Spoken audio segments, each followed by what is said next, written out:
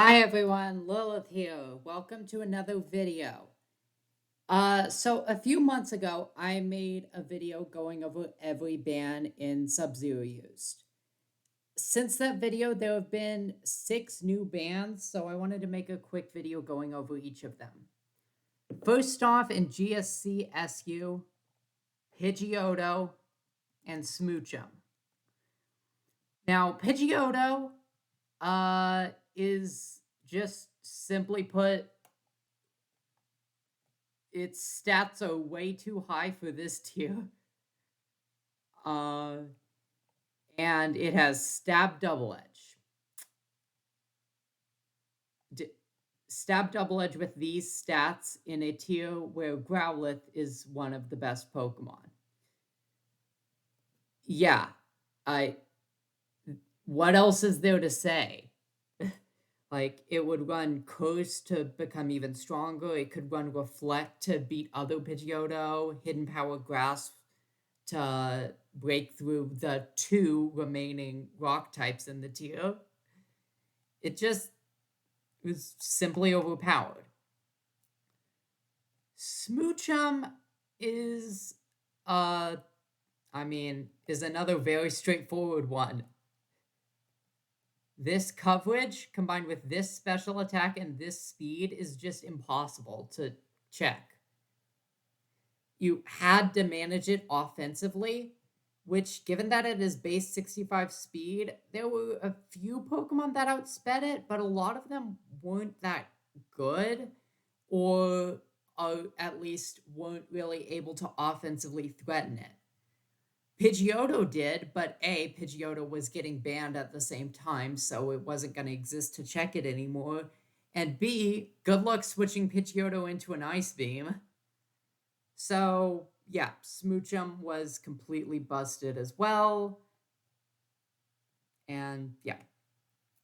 There's one last ban to go over in GSC SU, and it's also a ban to go over in DPP SU. You see, those 2 tiers were the only Subzero Used remaining where Baton Pass was legal. And Ladybug and Spinarak were the main abusers in GSC.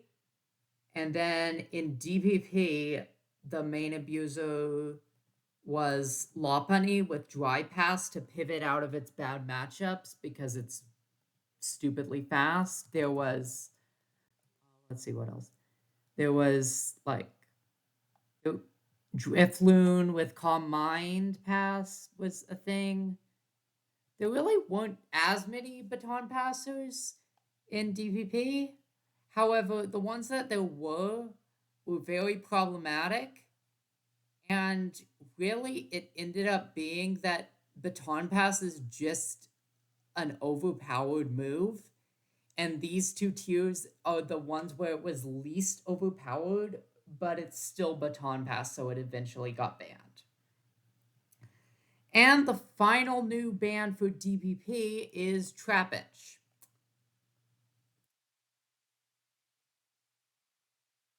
It has Arena Trap. That's why it was banned. It has Arena Trap. This is such an uncompetitive move.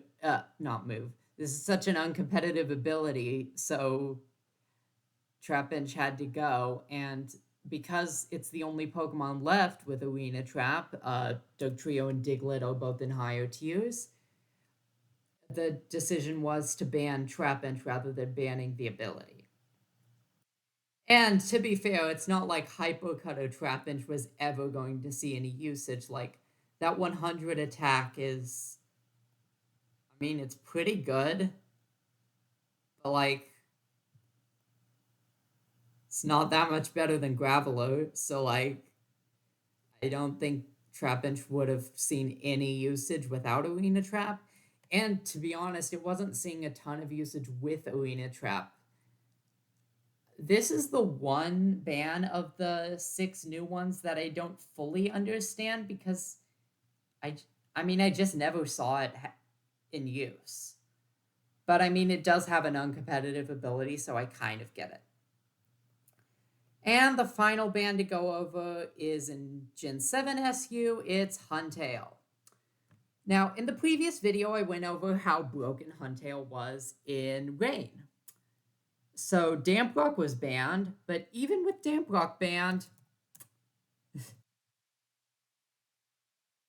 no, not Hydro Cannon, Hydro Pump.